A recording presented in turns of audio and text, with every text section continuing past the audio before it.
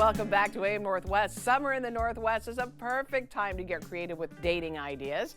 Here to share her summer date cheat sheet for whatever stage you're at, we welcome back relationship and dating expert Kelly Marie. Great to see you again, Hi, Kelly. Helen. Okay, let's talk about this because you say whatever stage you're at, as in your life stage, right? Life stage, but also the stage of the dating cycle, right? Getting to know someone. Okay, let's start with first date. Yeah. First date, well, so hopefully everybody's been watching me enough to know that you want to do a phone call, you want to have had texting, you want to know that if you're going to actually be across a table or in a situation with someone, you're going to enjoy the experience. Right. So make sure that you've vetted that. And then summer is so fun. We have the waterfront, we have all these. We have the dock fire party going the on dock Saturday. I was just thinking that you've got the dock fire party. There's so many more things to do that are out and about when there's other people around. You just want to make sure that you're not getting in a car and you're not going someplace where there aren't other people. Other than that, sky's the limit. We've got these great amusement parks. We have rooftop bars and stuff, which I don't recommend drinking on the first date, but they've got some great mocktails in the Portland scene. So. Right. And then even just having coffee and sitting outside for a first Absolutely. date summer in Portland. Incredible. Absolutely. Yeah. And some really lovely venues for that, for people watching, for all the good things. And one of the things you talk about a lot is how you let someone know where you are. Yes. Yeah. You always want to make sure. Even if it's just a coffee date. Even if it's just a coffee date, you let someone know where you are. If you have a picture of someone, you want to screenshot it, send it to the friend or whatever. And then you want to make sure that you tell the person you're on the date with, yeah, you just slip it into conversation. You know, I've got a friend, they know I'm on a date with you.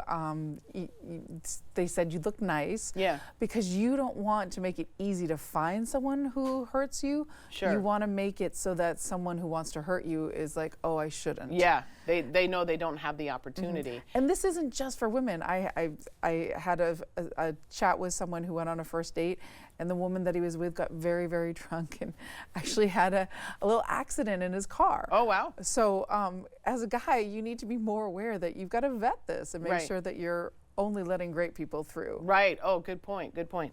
Okay, let's do second dates. Yes.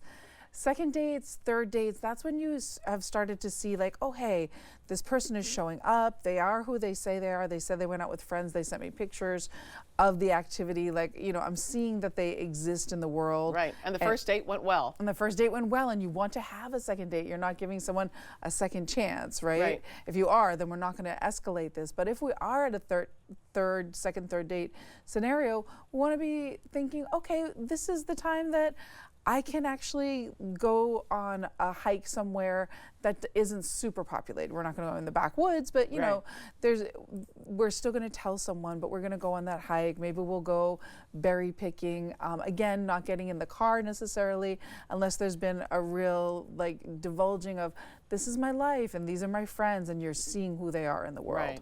And you like kayaking for this time of year too? too? Absolutely. Yeah. Kayaking, stand-up paddleboarding, all those great things are excellent ways to do that third date and have fun and enjoy, because dating's hard, so we want to keep this enjoyable. We want to do the things that are really fun to do. One of the things you talk too about is you can go to an event, I'm just going to say like the Waterfront Music Festival, something like that, but at the same time you need to be able to communicate. You need to be able to talk, so the place can't be too loud. Like I think about a bar with music, and you really can't get to know somebody when you've got loud music going on. Exactly. So that's a really good point. So when you're going to do what's called in the literature a parallel date, where you can't really interact on the date, but you're both enjoying whatever's going on. The entertainment. The entertainment. You want to make sure that you have something before or after, a way to connect, talk about it, and experience it, not necessarily in the car ride, because that's a little bit, you know, you're both staring straight ahead. Right. It's not as connected. You want to get a cup of coffee or go for a walk in a very safe way to really make the most of that date. Right. Let's talk about you're getting more exclusive at this point. Yeah. So when you're getting more exclusive, now is when we can start having some fun. We can do a day trip to the coast. We can be in that car ride together and do some wine tasting. We can start doing some things that take a little bit more security, a little bit more safety, a little bit more trust and connection. And again, there's just so many lovely things to do in Portland, in Oregon this time of year. You can go on a hike that takes a couple hours to get to, because that car ride is really going to give you time to get to know each other. Right. And then, like you mentioned, a day trip to the beach. That kind of thing. Yeah. Absolutely. Who doesn't love the Oregon coast this time of year? Absolutely. It's stunning. All right, all great ideas. Thank you you so much, Kelly. All right, we'll be right back with more AM Northwest. Don't go away.